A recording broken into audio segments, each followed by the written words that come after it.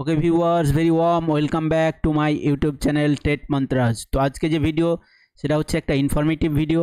এটা কিন্তু কোনো টিচিং পারপাসের ভিডিও না, কি ইনফরমেটিভ ভিডিও তোমরা দেখতেই পাচ্ছ। Fresh selection versus fresh recruitment. তোমরা জানো যে 26,000 অর্থাৎ 26,000 টিচিং স্টাফ, টিচিং এবং নন টিচিং স্টাফের যে মামলা, সেটা প্রথমে কি হয়েছিল না আমাদের কলকাতা হাইকোর্টের যায়। সেখানে কি হয় না 2016 সালের যে প্যানেল, সেটাকে কি করা হয়, বাতিল করে দেওয়া হয়। সেই কেস যায় পরবর্তীকালে সুপ্রিম কোর্টে। সুপ্রিম কোর্টের প্রথমে স্টে দেওয়া হয়, তারপর কি করা হয়, এই মামলায় রায় দেওয়া হয় এবং যে কলকাতা হাইকোর্টের যে রায় সেটাকে বহাল রাখা হয় এবং পুরো প্যানেল যে 26,000 যে বললাম যে টিচিং অ্যান্ড নন টিচিং স্টাফের যে পুরো প্যানেল, সেটাকে কী করে দেওয়া হয়, বাতিল করে দেওয়া হয়। এবার কি হয়েছিল, এই বাতিল করে দেওয়ার পর কি হয়েছিল, যেখানে তোমার হাইকোর্টের যে রায় অর্ডার কপি, সেখানে প্যারা 11-এ দেখবে সেখানে কি লেখা ছিল না ফ্রেশ সিলেকশন। এবার আমি তোমাকে বলি, ফ্রেশ সিলেকশন মানে হচ্ছে, যদি ফ্রেশ সিলেকশন হয় তার মানে 2016 সালে যারা পরীক্ষা দিয়েছিল, ফর্ম ফিল আপ করেছিল, তারাই কিন্তু কি করতে পারবে না এই যে পরবর্তী রিক্রুটমেন্ট হবে সেই প্রসেসে কিন্তু, মানে পরবর্তী যে এক্সাম হবে বা পরবর্তী যে সিলেকশন হবে সেখানে কিন্তু অংশগ্রহণ করতে পারবে। নতুন যারা ক্যান্ডিডেট তারা কিন্তু অংশগ্রহণ করতে পারবে না। এটা কিন্তু তোমার কলকাতা হাইকোর্টের যে অর্ডার কপি, সেখানে কিন্তু বললাম প্যারা 11-এ কিন্তু এটা মেনশন করা ছিল। এবার কি হয়, এবার সুপ্রিম, তোমরা জানো গত 17 এপ্রিল 17 এপ্রিল এবার সুপ্রিম কোর্টের একটা অর্ডার কপি আছে, যেখানে মেনশন করা আছে কি না ফ্রেশ রিক্রুটমেন্ট।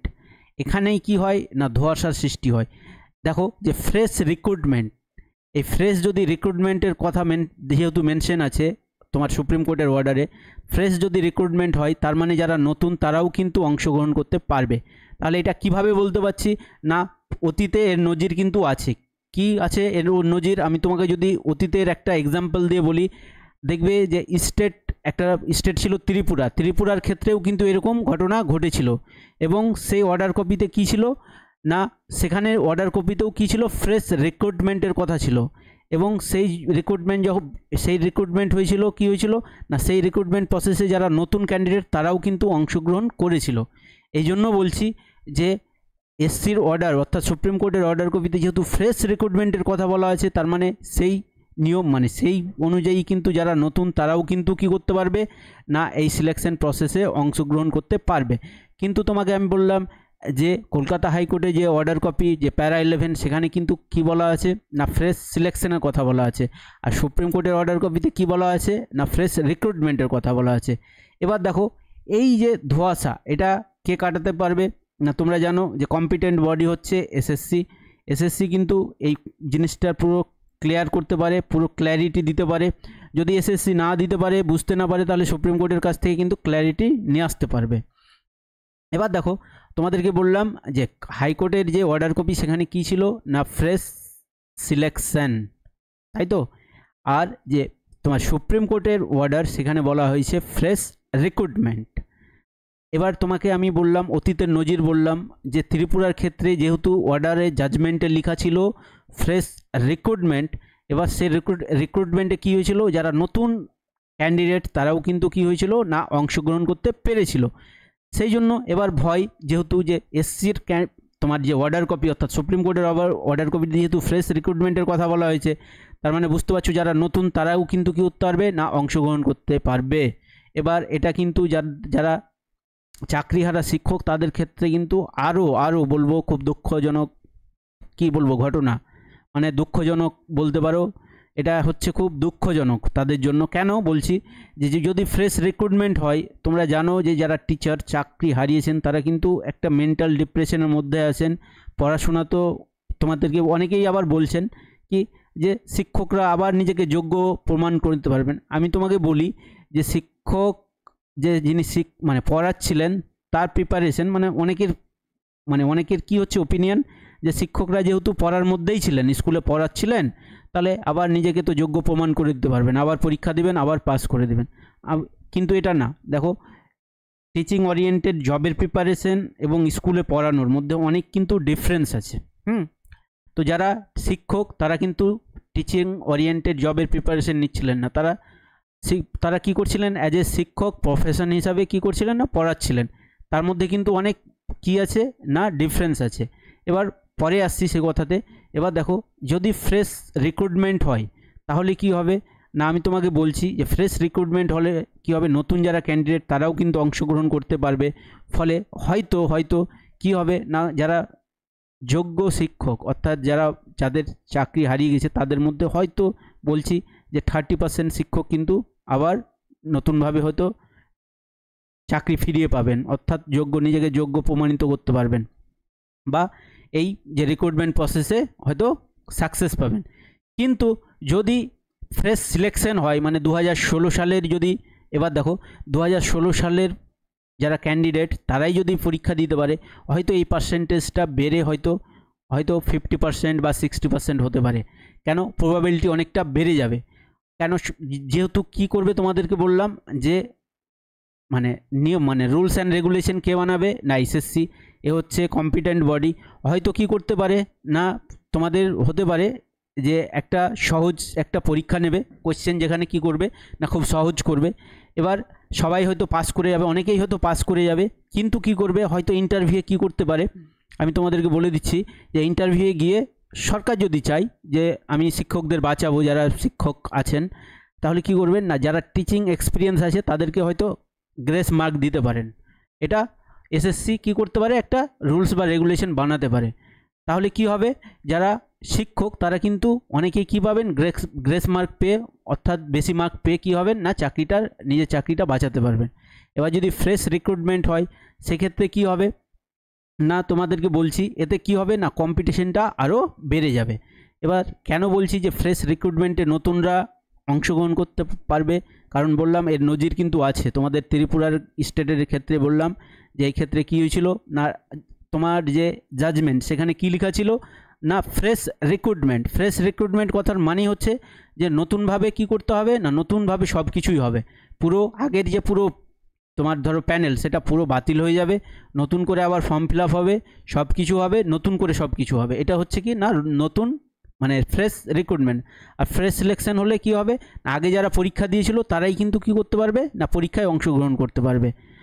এবার দেখো বললাম ত্রিপুরার কথা, এবার দেখো তোমাদেরকে ওই যে বললাম যে প্যারা 11-এ হাইকোর্টের যে অর্ডার কপি সেখানে কি বলা ছিল না, SSC shall undertake a fresh selection in respect the declared vacancies involved in this selection processes.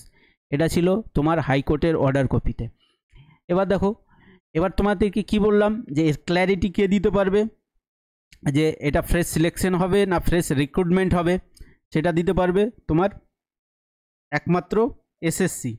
কিন্তু এর মধ্যেও একটু আমি সার্চ করে দেখলাম, ঠিক আছে, তোমরাও দেখতে পারো যে 18ই এপ্রিল অর্থাৎ 18th এপ্রিল তোমরা যাবে একটা ভালো খুব রেপুটেড ইংলিশ পেপার ইন্ডিয়ান এক্সপ্রেসের, ওখানে দেখবে ওখানে লেখা আছে, কি লেখা আছে চলো আমি তোমাদেরকে দেখাচ্ছি। সেটা দেখো তোমরা নিজেরাই পড়তে পারবে। দেখো এটা কিন্তু আমি যে ইন্ডিয়ান এক্সপ্রেসের ইয়ে থেকেই আমি কি করেছি না কপি করেছি। দেখো 1 April 3rd the Supreme Court had upheld the Kolkata High Court order। তার মানে বুঝতে পারছো যে কলকাতা হাইকোর্টের যে অর্ডার সেটাকে কি করেছে বহাল রেখেছে, which invalidate the appointment over 25,000 teachers and non-teaching staffs।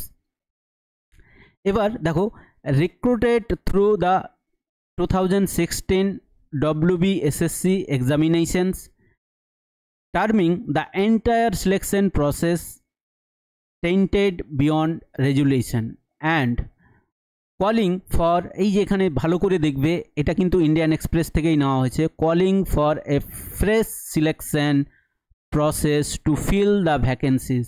এবার তোমাকে আমি বলছি যে এটা হচ্ছে কি না ইন্ডিয়ান এক্সপ্রেসের খবর, তার মানে এটা যে তোমার সুপ্রিম কোর্টের অর্ডার কপি থেকেই আশা করি নেওয়া হয়েছে। এখানে দেখো কি বলা হয়েছে, এখানে দেখো calling for a fresh selection process to fill the vacancies. এবার দেখো এখানে যদি আফেল্ড করা হয়, যেটা তোমার বললাম যে ক্যালকাটা হাইকোর্টের যে অর্ডার সেটাকে যদি আফেল্ড করা হয়ে থাকে, তার মানে ক্যালকাতা হাইকোর্টের যে অর্ডার ছিল সেও বললাম যে অর্ডারের প্যারা 11-এ বলা ছিল যে ফ্রেশ সিলেকশন, তো এখানে ওই কথাটাই বলা আছে। দেখো ইন্ডিয়ান এক্সপ্রেসে calling for a fresh selection to fill the vacancies, তার মানে যদি সুপ্রিম কোর্ট কলকাতা হাইকোর্টের অর্ডারটাকে আপহেল্ড করে থাকে, তার মানে আবার কি হবে, ওই ফ্রেশ সিলেকশনই হবে। তো এবার তোমাকে আমি বললাম ওই জন্য যে প্যানিকের কোনো ব্যাপার না, এটা কিন্তু এসএসসি বলতে পারবে। এসএসসি হচ্ছে কম্পিটেন্ট বডি, যে সঠিক আনসার দিতে পারবে, এটাকে ক্লিয়ার করতে পারবে, পুরো ক্ল্যারিটি দিতে পারবে এসএসসি। তো হোপ যথাসময়ে এসএসসি তোমাদেরকে জানিয়ে দিবে নোটিফিকেশনের মাধ্যমে, এবং এটা নিয়ে কোনো প্যানিকের কারণও নেই, ঠিক আছে। এবার যারা নতুন ফ্রেশ ক্যান্ডিডেট তারা তো পড়াশোনা করেই যাও, কারণ তোমাদের এটা না আসবে তো আপার প্রাইমারি আসবে। আর যারা চাকরি হারিয়েছেন অনেক শিক্ষক শিক্ষিকা, তাদের সত্যি তাদের জন্য খুব মানে কি বলবো, খুব দুঃখের ঘটনা এটা। মানে যখনই আমি এই অর্ডার কপিটা দেখলাম, ঠিক আছে, এই যে তোমার দেখলাম যে ফ্রেশ রিক্রুটমেন্ট, সেখানে কিন্তু বুঝতেই পারছো ফ্রেশ রিক্রুটমেন্ট হলে কি হবে না, ফ্রেশ রিক্রুটমেন্ট হলে যারা নতুন ক্যান্ডিডেট তারাও কিন্তু এখানে অংশগ্রহণ করতে পারবে। ফলে যারা চাকরি হারিয়েছেন তাদের ফলে কী হবে না, তাদের ক্ষেত্রে কি হবে না, অনেকটা টাফ হয়ে যাবে এই সিলেকশন প্রসেসে টিকে থাকা। সেই জন্যই বললাম যে এই যে তোমার ধোঁয়াশা, এটা কাটাতে পারবে একমাত্র এসএসসি। এই এসএসসি যথাসময়ে আশা করি তোমাদেরকে কি করবে না, নোটিফিকেশনের মাধ্যমে জানিয়ে দিবে যে পরীক্ষার যে নিয়মাবলী সব কিছু এসএসসি কী করবে না, নোটিফিকেশনের মাধ্যমে তোমাদের জানিয়ে দিবে। ততদিন পর্যন্ত তোমরা কি করো না, ওয়েট করো। আর যারা প্রিপারেশান নিচ্ছ তারা তো প্রিপারেশান নিতেই থাকো। তোমরা যদি এটাতে না পাও তো বললাম যে আপার প্রাইমারি আসছে, সেটা তো নেবে। এবার যারা টিচার্স এবং নন টিচিং স্টাফ তারা তো যথেষ্ট বিজ্ঞ এবং যথেষ্ট মানে বলতে পারি কম্পিটেন্ট, তাদের ক্ষেত্রেও বলবো যেহেতু এক্সাম দিতেই হচ্ছে, তাহলে কি হবে না, প্যানিকে না থেকে পড়াশোনা স্টার্ট করে দিন। তো এই ছিল আমার নিজের ব্যক্তিগত মতামত এবং ভিডিও। যদি ভিডিওটা ভালো লেগে থাকে তাহলে তোমরা ভিডিওটাকে লাইক করে দিবে। আর তোমাদেরকে বললাম যে যেগুলো আমি সোর্স থেকে যেগুলো নিয়েছি, যেগুলো সোর্স থেকে আমি আমার ডেটাগুলো নিয়েছি তোমাদেরকে আমি বলে দিলাম। একটা নিয়েছি তোমাদেরকে বললাম, এটা হচ্ছে ক্যালকাটা হাইকোর্টের অর্ডার কপি, প্যারা 11-এ পেয়ে যাবে। আর এটা বললাম আমি তোমাদেরকে না ইন্ডিয়ান এক্সপ্রেসে, তোমরা নিজে থেকেই যেতে পারো, যে ইন্ডিয়ান এক্সপ্রেসে যে 18 এপ্রিলের যে খবর সেখান থেকে তোমরা নিতে পারো। তো এই ছিল তোমাদের আজকের ভিডিও। তো ভিডিওটা যদি ভালো লেগে থাকে তাহলে তোমরা কি করবে না, ভিডিওটাকে লাইক করে দেবে এবং চ্যানেলটাকে সাবস্ক্রাইব করবে। Thanks for watching this video.